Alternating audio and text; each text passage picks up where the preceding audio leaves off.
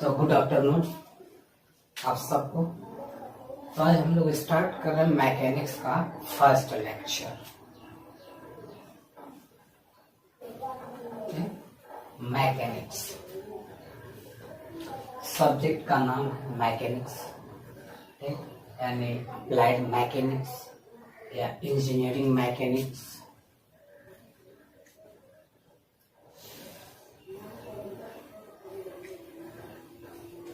या engineering mechanics ना।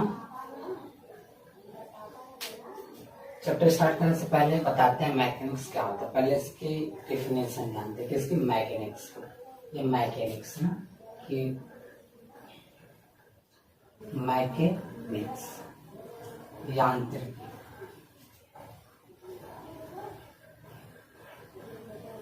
तो इसका डिफिनेशन क्या है मैकेनिक्स का, कह सकते हैं study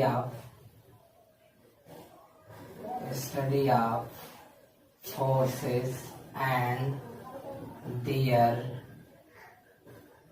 effect, it's called mechanics. It's called mechanics मतलब study of forces and their effect, it's called mechanics. आइए समझते हैं इसको। ये मान लेते हैं कोई बॉडी है ना, क्या है, कोई बॉडी है, ठीक। इस बॉडी पे फोर्स F लग रहा है, इस बॉडी पे जो फोर्स है वो F लग रहा है ना। तो मैकेनिक्स से कहता है कि इस बॉडी पे जो फोर्स A लग रहा है, तो इस फोर्स के कारण इसमें कुछ न कुछ प्रभाव होगा, इस बॉडी में कुछ न कुछ इफेक्ट होगा, फोर्स के द्वारा उस बॉडी पे कुछ न कुछ प्रभाव पड़ेगा। उसी इफेक्ट का अध्ययन करना, जो मतलब मान लो कोई, अगर ये मान लो रिजिड बॉडी है, ठीक, क्या है, रिजिड बॉडी ना। जब इस पे फोर्स अप्लाई करेंगे तो क्या करेगी, ये डिस्प्लेसमेंट होगी, डिस्प्लेसमेंट होगी। क्यों होगी, क्योंकि रिजिड बॉडी है, ठीक ना। तो डिस्प्लेसमेंट ये क्या है, इसका इफेक्ट है ना, ये लोड है, ये एक्सटर्नल इफेक्ट होता है, एक्सटर्नल इफेक्ट ना। बॉडी डिस्प्लेसमेंट हो रही, मतलब ये कह सकते हैं कि मैकेनिक्स, किसी बॉडी पे कोई फोर्स अप्लाई हो रहा है तो उस फोर्स के द्वारा उस बॉडी पे क्या इफेक्ट हो रहा है, उसी इफेक्ट का अध्ययन करना मैकेनिक्स कहलाता है। इस पर कह सकते हैं किसी बॉडी पे कोई बल लग रहा है तो बल तथा उन बलों के प्रभावों का अध्ययन करना मैकेनिक्स कहलाता है, ठीक। तो इस फिगर से समझ सकते हैं कोई बॉडी ऐसे F लग रहा है, तो इस F के कारण इस बॉडी पे क्या होगा, जो इफेक्ट होगा वो क्या होगा, उसी चीज का अध्ययन करना मैकेनिक्स कहलाता है, ठीक। मैकेनिक्स, या दूसरी भाषा में कह सकते हैं कि स्टडी ऑफ रेस्ट और मोशन, इट्स कॉल्ड मैकेनिक्स। अगर कोई बॉडी रेस्ट में है तो भी, या मोशन में है तो भी वो मैकेनिक्स है। तो study of forces and their effect, it's called mechanics. आज समझते हैं कि कोई बॉडी है, ठीक, मान के चलते हैं कि कोई बॉडी है, ठीक। अगर बॉडी है जो इलेक्ट्रॉन प्रोटॉन न्यूट्रॉन से मिलकर बनी है ना, इलेक्ट्रॉन प्रोटॉन न्यूट्रॉन से, तो जाहिर सी बात इसके पास मास होगा। अगर मास होगा तो वॉल्यूम भी होगा, ठीक। तो बॉडी के पास मास होगा, वॉल्यूम होगा, क्यों, क्योंकि इलेक्ट्रॉन प्रोटॉन न्यूट्रॉन से कुछ भी है, बॉडी मान लो, मैटर कह लो, कुछ भी है, ठीक। तो अगर किसी बॉडी पे ना, अब इसको मिटा देते हैं, अगर किसी बॉडी पे फोर्स F अप्लाई होता है तो इसका इफेक्ट क्या देखने को मिलेगा। अगर फोर्स F लगाते हैं तो इसका इफेक्ट क्या देखने को मिलेगा। फोर्स क्या करता है किसी भी बॉडी के, तो यहाँ पे एक लाइन लिख सकते हैं कि FORC, फोर्स क्या करता है किसी भी बॉडी या किसी भी मैटर के, फोर्स किसी भी बॉडी या मैटर के इनर्शिया को चेंज करता है या ट्राई टू चेंज। देखो फोर्स क्या करता है, किसी भी बॉडी पे अगर आप फोर्स अप्लाई करते हो तो मैटर या बॉडी के इनर्शिया यानी इनर्शिया उसके जिद्दीपना को यानी उसके जड़त्व को या तो बदलता है या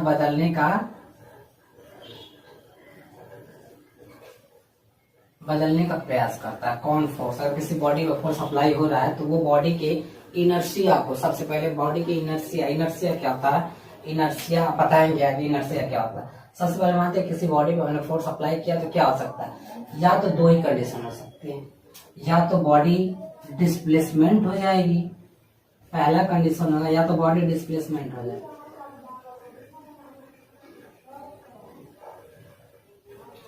ना, दूसरा डिफॉर्म हो जाए। आप सोचो, अच्छा अगर फोर्स अप्लाई होती है तो बॉडी डिस्प्लेसमेंट हो जाएगी या डिफॉर्म। डिफॉर्म मतलब कहीं से पिचक जाए, विरूपण कह सकते हैं, और डिस्प्लेसमेंट मतलब अपनी जगह से हट के आगे चले, डिस्प्लेस हो जाए तो उसको डिस्प्लेसमेंट करते हैं। तो पहले हम जाते हैं study of force and their effect is called mechanics. मतलब बलों तथा बलों के प्रभाव, किसी वस्तु की या किसी बॉडी किसी मैटर में कोई फोर्स अप्लाई हो रहा है तो उन बलों के प्रभाव का अध्ययन करना मैकेनिक्स कहलाता है। अब मैकेनिक्स में मान लीजिए फोर्स आया तो फोर्स क्या है, फोर्स वह वायबल है जो किसी भी वस्तु के मोमेंट, किसी भी वस्तु के जड़त्व को बदलने का प्रयास करता है या बदलता है। ठीक, तो यही लिखा है, किसी भी बॉडी या मैटर के इनर्शिया को चेंज करता है या ट्राई टू चेंज या बदलने का प्रयास करता है। अगर किसी बॉडी पे अगर फोर्स अप्लाई होगा तो सिर्फ दो कंडीशन उत्पन्न होगी, क्या, या तो बॉडी डिस्प्लेसमेंट हो जाएगी या बॉडी डिफॉर्म कर जाएगी। ठीक, तो हम जानते हैं कि जो बॉडी डिफॉर्म होगी मतलब जो बॉडी डिफॉर्म होगी ना, जो बॉडी डिफॉर्म होगी वो क्या होगी, रिजिड बॉडी डिस्प्लेसमेंट होती है। जो बॉडी अगर फोर्स लगाने पे, लिख लो, फोर्स लगाने पर बॉडी डिफॉर्म हो जाए तो डिफॉर्मेबल बॉडी होगी, डिफॉर्मेबल बॉडी होगी।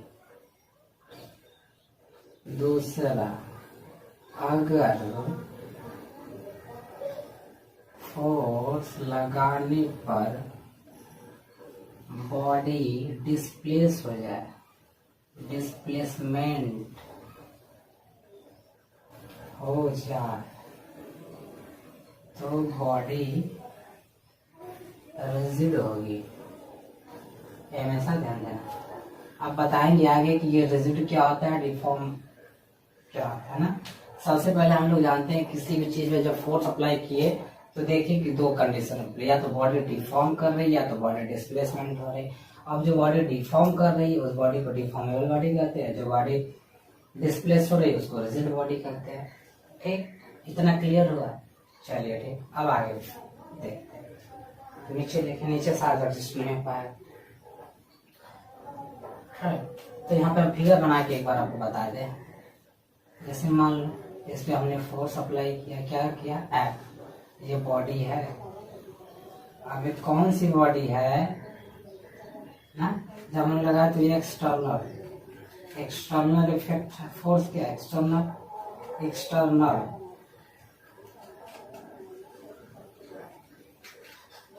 इफेक्ट है।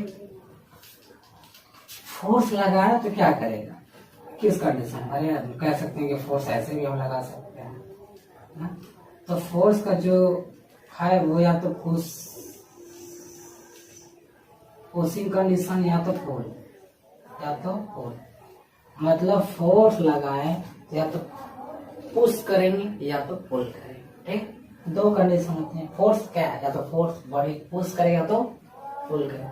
जब फुल पुश करेगा तो ये क्या करेगा, ट्राई टू चेंज,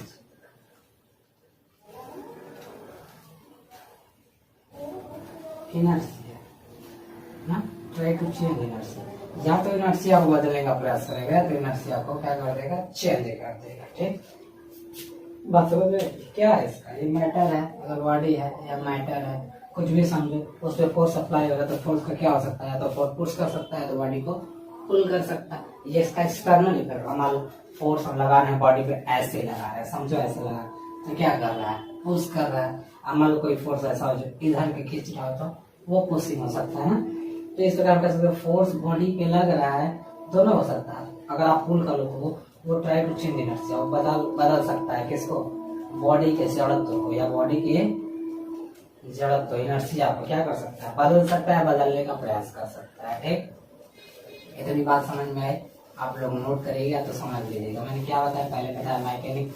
अब किसी भी बॉडी पे अगर फोर्स अप्लाई होता है तो उसका प्रभाव क्या होता है, आपको जानना चाहिए कि भाई पढ़ रहे हैं मैकेनिक्स तो मैकेनिक्स से पता है कि बल होता था, उनके प्रभाव का अध्ययन करना है मैकेनिक्स कहलाता है। यानी किसी बॉडी पे अगर बल लग रहा है तो उस बल का प्रभाव क्या है बॉडी किसी चीज का तो अध्ययन करना इंजीनियरिंग मैकेनिक्स कहलाती है। तो हमको ये पता होना चाहिए कि जब हमने फोर्स, हमारे किसी बॉडी है उसे फोर्स लगा तो क्या हो, तो आपको पता है कि दो कंडीशन से तो बॉडी डिफॉर्म हो जाएगी और बॉडी डिस्प्लेसमेंट हो जाएगी, इसके अलावा तो होगा नहीं। यही ना। अब मान लो फोर्स लगा तो दूसरा फिर बताया फिगर से कि मान लो किसी बॉडी में फोर्स लगा रहे हैं तो या तो बॉडी को पुश करेगा तो पुल करेगा। जब पुश या पुश करेगा क्या क्या मतलब कर रहा है, बॉडी को पुश करने का और पुल करने का क्या मतलब है, या तो बॉडी के जड़त्व को या तो जिद्दीपना को चेंज कर रहा है, या तो ट्राई टू चेंज, या तो बदल रहा है, या तो बदलने का प्रयास कर रहा है कि नहीं कर रहा है। चाहे वो जितना मैग्नीट्यूड में, ये तो जाहिर सी बात है कि वस्तु है वो कुछ कम मैग्नीट्यूड का, लेकिन कोशिश तो कर रहा है ना कि नहीं हम इसको बदल दें। लेकिन बॉडी हर से क्या इनर्शिया क्या है आगे बताएंगे। ठीक, कितना समझ में आया। अब इसमें एक चीज आया था इनर्शिया ना, इससे पहले हम लोग जान लेते हैं डीप रिजिड बॉडी ना, रिजिड बॉडी बहुत कंफ्यूजन होता है। रिजिड बॉडी, अच्छा एक चीज बताओ,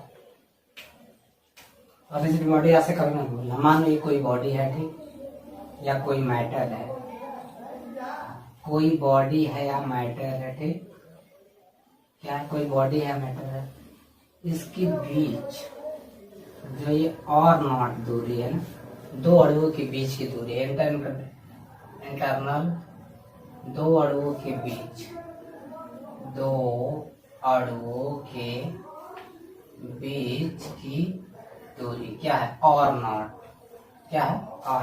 अब बात समझो,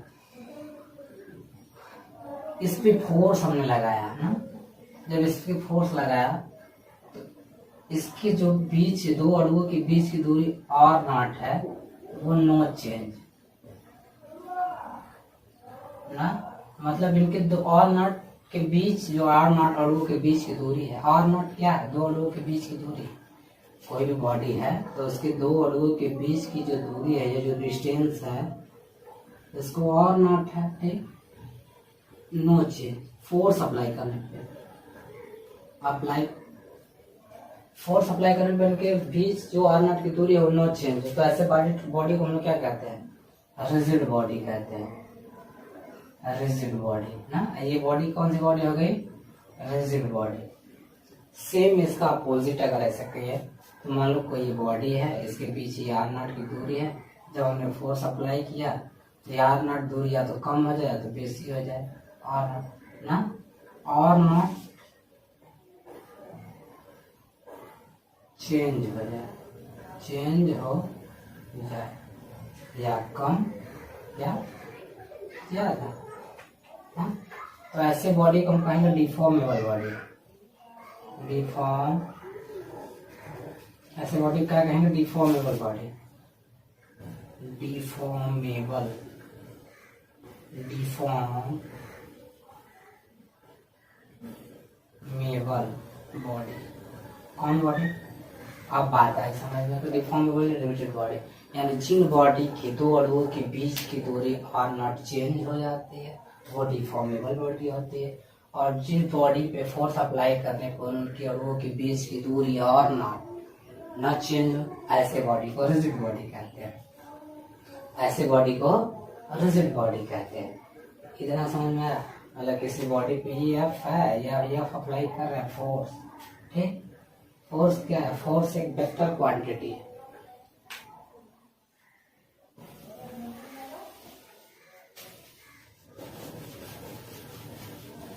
ये क्लास पहला है, इसको ज्यादा बड़ा नहीं करूंगा, पहले आप लोग का देखूंगा कि क्या आपका रिस्पॉन्स हो रहा है आगे के लिए, कि आपको क्लास अच्छा लग रहा है या नहीं। इसके बाद इसको आगे देखा जाएगा, पढ़ाया जाएगा, ठीक। उम्मीद है कि आपको समझ में आ रहा होगा। कुछ खास तो नहीं बता रहा हूँ, मैंने क्या क्या बताया। पहले बताया मैकेनिक्स क्या होता है, ठीक। कोई बॉडी है उस पर एफ फोर्स लगाई करते हैं, तो उस बॉडी पर एफ द्वारा लगाया गया इफेक्ट क्या, प्रभाव क्या हो सकता है, उसी चीज का अध्ययन करना मैकेनिक्स कहलाता है। अब इसके बाद rigid body, deformable body. Force जब अप्लाई करते हैं किसी भी चीज पे तो कंडीशन से दो, या तो वो डिस्प्लेस हो जाएगा, या तो वो विरूपण हो जाएगा, या फिर डिफॉर्मेबल या डिफॉर्म कर जाएगा। दो, अब जब किसी बॉडी में फोर्स लगाते हैं तो फोर्स क्या कर सकता है? तो पुल कर सकता है बॉडी को, या तो बॉडी को पुश कर सकता है। हमको ये चीज याद रखना है ना, या तो बॉडी को पुल कर सकता है तो बॉडी को पुश कर सकता है। जो पुल पुश करेगा क्या कर रहा है? नहीं, ट्राई टू चेंज इनर्शिया, मतलब वो उसकी जिद्दीपना को बिगाड़ रहा है ना। आप समझते हैं कि इनर्शिया क्या होता है ना। इनर्शिया कह सकते हैं किसी भी बॉडी का, लिख लो, किसी भी बॉडी का जिद्दीपना, मतलब बॉडी जिस स्टेट में रहती है, मतलब बॉडी ये है, ये जिस स्टेट में है ना उसी स्टेट में रहना चाहती है, यही इसका जरूरत है। यानी बॉडी जिस अवस्था में रहना चाहती है वो उसी अवस्था में हमेशा रहना चाहती है। बॉडी जिस स्टेट में रहती है उसी स्टेट में रहना चाहती है। इस पर फोर्स लगा कर ही हम लोग इसकी क्या कर रहे हैं, इसके जिद्दीपना को बिगाड़ रहे हैं, या तो डिस्प्लेस कर रहे हैं, जो कि इसका वो करे कि नहीं हमारे यही ठीक। तो जिद्दीपना आ जाएगा, किसी भी बॉडी का जिद्दीपना हो सकता है ना।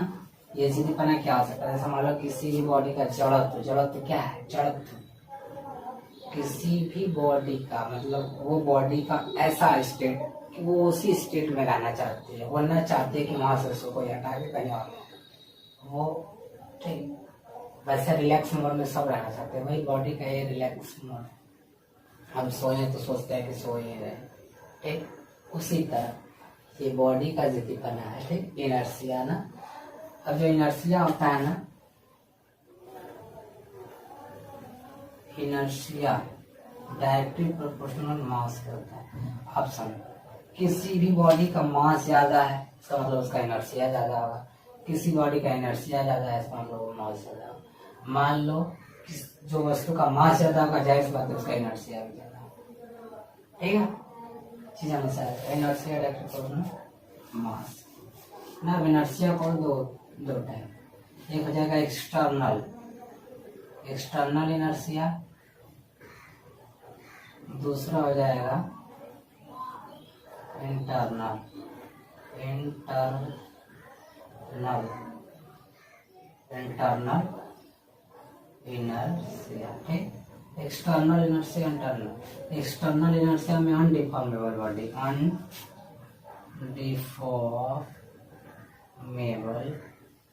बॉडी, और इसमें रहेगा इंटरनल में डिफॉर्मेबल बॉडी, डिफॉर्मेबल बॉडी। जो एक्सटर्नल इनर्शिया होती है वो तीन प्रकार के होते हैं, रेस्ट, मोशन, डायरेक्शन, ठीक। ये इनर्शिया आप लोग लिख लो। ये क्या होता है? इनर्शिया जो होता है बॉडी पर लगा होता है तो एक्सटर्नल होगा या इंटरनल होगा। जो एक्सटर्नल होगा तीन प्रकार से होगा, रेस्ट, मोशन, डायरेक्शन, और जो इंटरनल होगा वो सिर्फ डिफॉर्मेबल बॉडी में होगा। इंटरनल जो अंदर होगा वही डिफॉर्मेबल बॉडी में।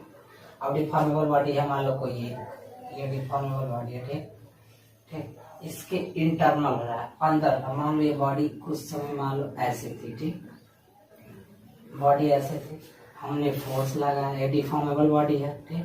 तो फोर्स क्या कर रहा है, इस बॉडी को ऐसे कर दे रहा है ना, ऐसे कर दे रहा है।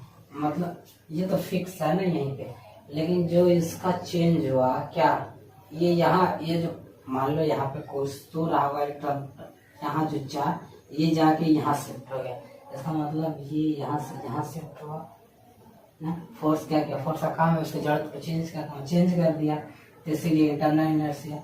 और जो एक्सटर्नल इनर्शिया होता है वो बाहर होता है, वो बाहरी। अब मान ले बॉडी है, ठीक, इसमें फोर्स अप्लाई है, तो या तो हो सकता है ये इधर चली जाए, या तो हो सकता है किसी डायरेक्शन में चली जाए, या तो हो सकता है किसी मोशन में ना, रेस्ट मोशन, डायरेक्शन रेस्ट में हो जाए, तो किसी भी कंडीशन में इसका हो सकता है। क्यों, ये सब इसलिए बताया वो अनडिफॉर्मेबल बॉडी क्लियर, जो अनडिफॉर्मेबल बॉडी रहेगी वो मूव कर जाएगी, यानी डिस्प्लेस हो जाएगी, फोर्स अप्लाई करने पर डिस्प्लेस हो जाएगी, ठीक। तो उसका भी जो इनर्शिया चेंज होगा वो डिस्प्लेस की कंडीशन से, या तो रेस्ट की कंडीशन, मोशन कंडीशन, डायरेक्शन, बात समझ में आएगा। और जो इंटरनल होगा वो अंदर, उस पे अंदर विरूपण हो रहा है तो अंदर होगा, ये जो इफेक्ट होगा ना इंटरनल इनर्शिया, ये अंदर होगा, ठीक। यहाँ से हम लोग जान ली इनर्शिया, एक्सटर्नल इनर्शिया, इनर्शिया, ठीक। अब हम लोग बात करते हैं, ठीक, कितना बार समझ में आए। चल हमने क्या पढ़ा है एक बार फिर से आप बताओ, सोचो। मैंने बताया इंजीनियरिंग मैकेनिक्स क्या होता है, ठीक, इसका बताया मैकेनिक्स क्या होता है ना।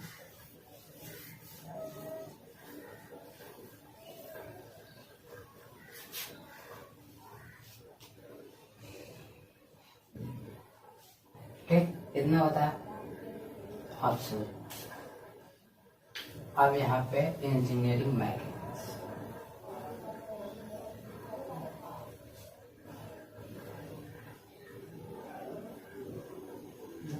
इसमें हम लोग क्या पढ़ा, दो चीज पढ़ा, एक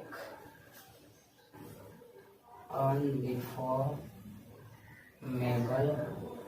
बॉडी, अनडिफॉर्मेबल बॉडी, डिफॉर्मेबल बॉडी, यही पढ़ा ना, या इसको बोल सकते हो रिजिड बॉडी, इसको बोल सकते हो, यही पढ़ा। इसमें हम लोगों ने क्या पढ़ा, inertia,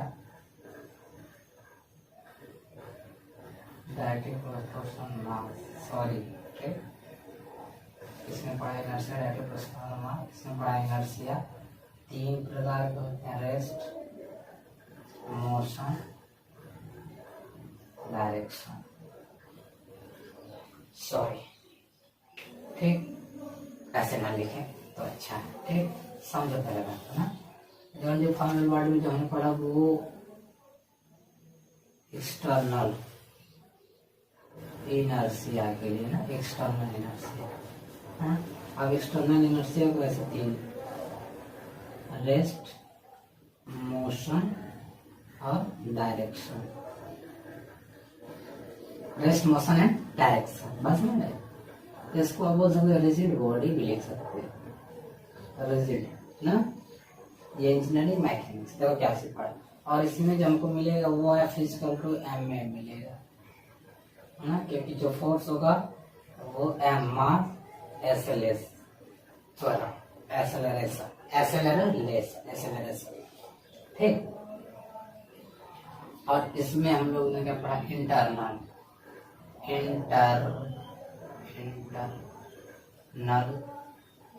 inertia, internal inertia, internal inertia, ठीक।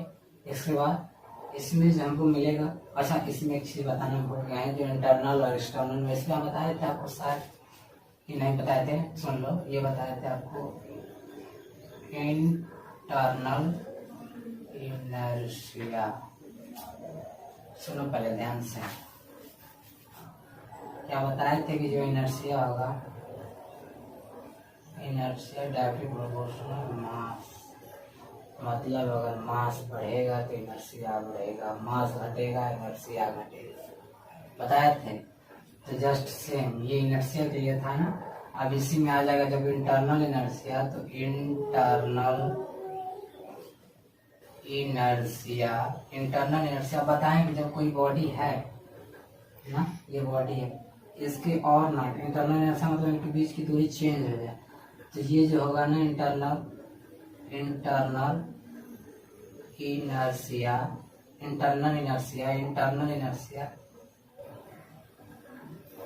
इंटर मॉलिक्यूलर डिस्टेंस या इंटर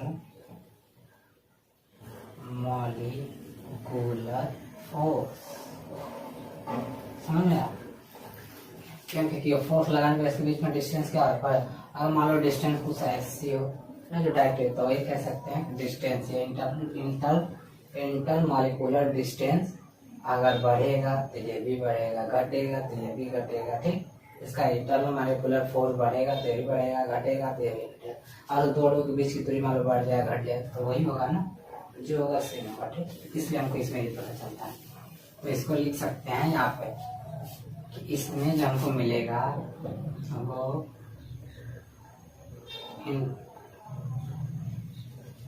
इसमें जो पड़ेगा inertia directly proportional to mass, और इसमें मिलेगा हमको internal inertia directly proportional internal molecular distance या फोर्स और फोर्स ना। इसमें हमको स्ट्रेस मिलेगा, स्ट्रेस IRF अपान एरिया। ठीक, और इसमें जब किसी बॉडी पे हमने बताया कि इसमें जब किसी बॉडी पे फोर्स लगाओगे तो क्या होगा? ये एक्सटर्नल इफेक्ट होगा, एक्सटर्नल इफेक्ट, एक्सटर्नल ना। अब बताओ क्या बात है, रिजिड बॉडी है तो क्या कर जाएगा? डिस्प्लेस यानी ट्राई टू चेंज इनर्शिया। क्या डिफॉर्मेबल बॉडी है, बॉडी क्या कर जाएगी? इस बॉडी पे अगर फोर्स लगा बॉडी डिफॉर्म कर जाए, बॉडी क्या कर जाएगी? डिफॉर्म कर जाएगी। इसको अच्छे से लिख देते हैं, बॉडी क्या कर जाएगी?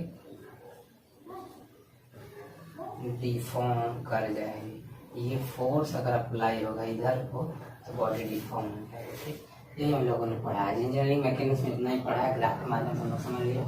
सबसे पहले हमने पढ़ा है इंजीनियरिंग मैकेनिक्स, मतलब ये फिगर के माध्यम से हम लोग, अगर ये कोई बॉडी है इंजीनियरिंग मैकेनिक्स कोई बोलती है, इस पर फोर्स अप्लाई होगा तो इस फोर्स के कारण इस बॉडी पे क्या प्रभाव पड़ रहा है, उसी इफेक्ट का अध्ययन करना है, मैकेनिक्स कहलाता है। ठीक, ये तो हम जाने मैकेनिक्स। अब इसी इफेक्ट, अब बॉडी है, मान लो यही बॉडी है, जब इस पे फोर्स अप्लाई होगा तो ये क्या हो सकता है? सिर्फ दो कंडीशन में, पहला कंडीशन डिस्प्लेस होगा, दूसरा कंडीशन डिफॉर्म कर जाएगा। ऐसे पढ़ो मैकेनिक्स। ठीक, हाँ डिफॉर्म हो जाएगा। इसके बाद अच्छे जब डिफॉर्म कर जाएगा और जो डिस्प्लेस होगा तो डिफॉर्म कर जाएगा, वो डिफॉर्मेबल बॉडी हो जाएगा, और जो डिस्प्लेस हो जाएगा वो रिजिड बॉडी, क्योंकि रिजिड बॉडी हमेशा डिस्प्लेस हो जाएगी। ठीक, यही मसला। तो यही आज हम लोग इतना पढ़ा, तो अब कोशिश करते हैं कितना सबको आ गया होगा अच्छे से।